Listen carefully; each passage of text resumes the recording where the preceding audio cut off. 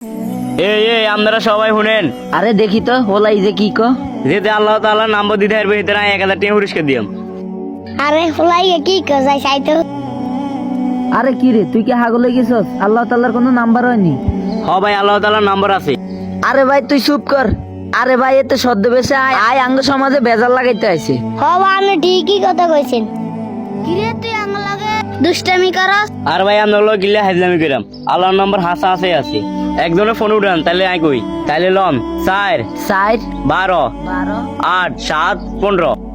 আপনি ভুল নম্বরে ডায়াল কি করেছেন। রে নাম্বার দে ভুল। মনে হয় আপনারা আর কথা বুঝতে না। আচ্ছা কোন সাই আল্লাহর কাছে মানুষ কখন যায়? এটা না জানার কি আছে? মানুষ নামাজের সময় যায়।